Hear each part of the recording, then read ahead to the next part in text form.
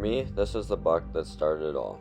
From seeing his growth from 3 to 4, putting together a plan to harvest him, but then finding him dead, and knowing I was never able to close the story with my bow or gun. I couldn't find any better way to share it with my viewers, so furthermore, here is the story of Medusa.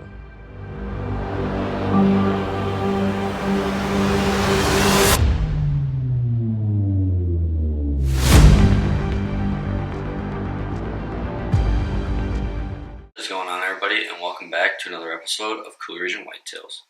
Today we're going to be doing another little different video. We're going to be talking about, by far, the biggest buck that I have found dead, and kind of the story behind him, but also the history that we had with him.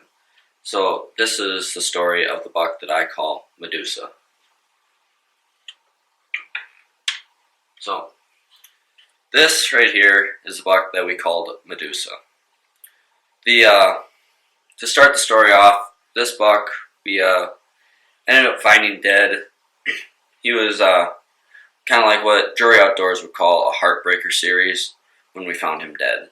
But we're going to rewind the story about a year and a half.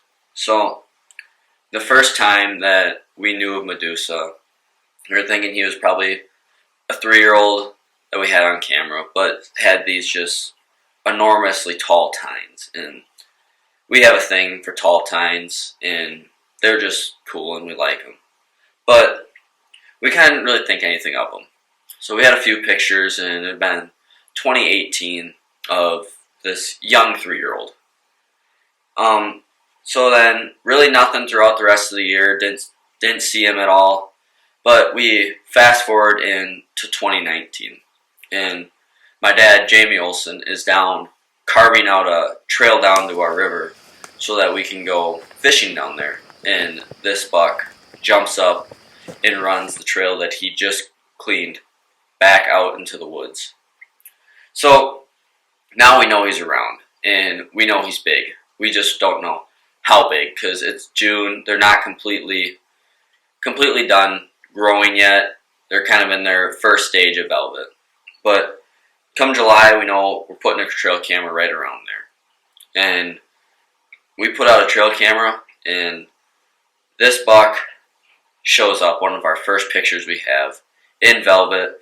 And he's probably grown out to about here now on his rack already. And we're like, that's him. That's Medusa. There's our big deer that we're looking for this year. So July rolls around. We're getting plenty of trail camera pictures of him. And the first time that I seen him was actually going to check the trail camera that we put out for him. So how it kind of went down is I pull my truck up to the edge of the cornfield that we have our trail camera, and I'm walking along the cornfield, and he's standing probably 15 yards from our mineral lick that we had down there. And he jumps up and just takes off. And like my dad said, he's just big. He's tall, he's heavy. He just had it all. And we're like, now we had to devise a plan. How are we going to kill this deer?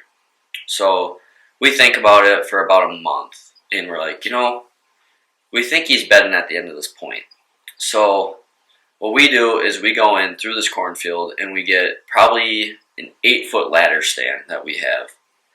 And we go and we put it in this little sapling kind of tree that we had out there. And lo and behold, he must have heard the ratchet straps or something. He was coming to check us out.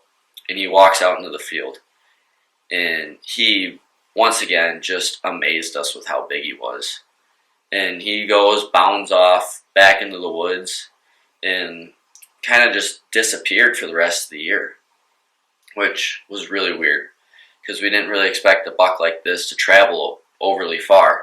But we kind of had an idea, you know what, maybe, just maybe he'll come back in October. But we never saw him.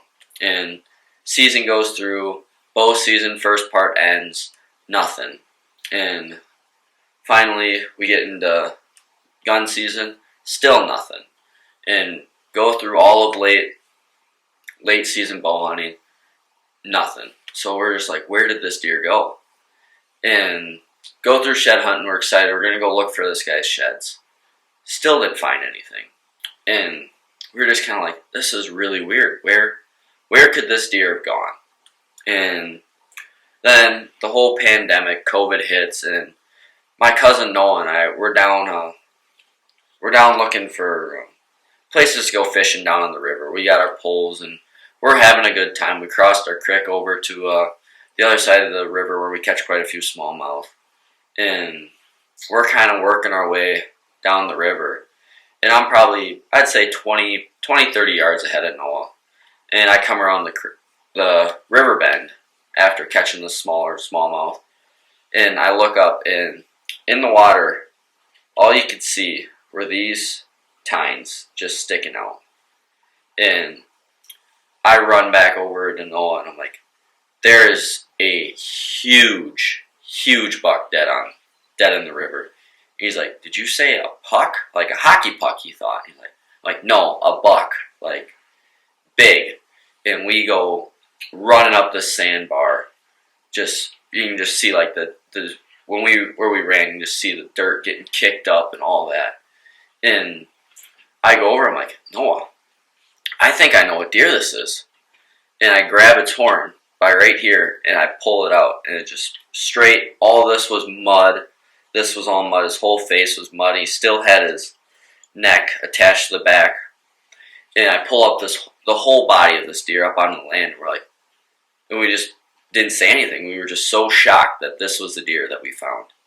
And I'm like, we got to go ask permission to take this, because we weren't I guess exactly on our property, but it's like there's this weird like thing with the DNR with how like the river and stuff like runs, and like what is public, what is private. But we're like, you know what? We're going to do the right thing. We're going to go up and talk to the homeowner. And so we walk up, knock on the door, and after walking through their yard, we're like, probably wasn't the greatest idea to walk through their yard, but we walked up, kind of did the whole seek one, knock on the door, step back, and hope that they answer. And this lady comes out, and we're like, so we were down fishing on the river. Our grandpa owns the land next to you, and we were down fishing, and we saw this really nice buck in the river, and we were wondering if we could take it. And if you guys could have seen the look that this lady gave us, like, why would you want a deer head? And he's like, let me talk to the other people that I live with and come back tomorrow. So this night was probably one of the hardest nights of me for sleeping, just as a deer hunter in general. Harder than the night when I shot that buck last year, that really big 10-point. But it's kind of like, you don't know what's going to happen, because we're riding on a yes or a no from this lady. And we go back about 11:30 that day, and go in, and they're doing yard work. We're like, hey, we're the guys from the other day. And she's like, yeah, we went down and we looked at it. It's a pretty nice one. And we're like, yeah, this one we were hunting this year, and yeah, he's kind of nice. And they're like, yeah, you can take him, but could you just drag the rest of the carcass out over by the creek bed? We're like, yeah, that's completely fine, because we just wanted this deer. And we probably would have jumped in the river and did jumping jacks and push-ups just to get this deer. And so we did that, and we go and take it back, and we get him cleaned up, and I went and officially scored him. Well, not officially, but in my opinion, officially scored him. And with deductions, he is 148-inch. Would have been a mainframe 10. As you can see, he broke off some points, but as a mainframe 8-point, he's 148-inch 8-point. So I assume that he broke off 15 to 20 inches of points, or just 15 to 20 inches, just with what he broke off. But just knowing that this is running around really gets me going for this coming season. But also, it was bittersweet when I had to pull him out of the river, knowing that I don't know how he died. We don't know. Car accident, hit by an arrow, hit by a bullet, or EHD would have got him, because that was kind of going around this time. And just how I found him, just in the river, kind of laying there. It's hard to say, but this is definitely the buck that probably got us going for Coulee Region Whitetails to start filming just the crazy things we do, finding deer in the river. Like, I know you hear of it all the time, but a deer of this magnitude found in there, it's not always seen. So I wanted to bring you guys the story of Medusa, and that was it. So if you guys, as you can see, we have plenty more deer up on this pole. If you guys want to see more, let us know down below. Like the video, comment, subscribe, do all that if you want. But thank you for watching this shorter episode, but also very, I guess, like an episode that I wanted to tell you guys. So thank you for watching Coulee Region Whitetails, and I'm Isaac Olson.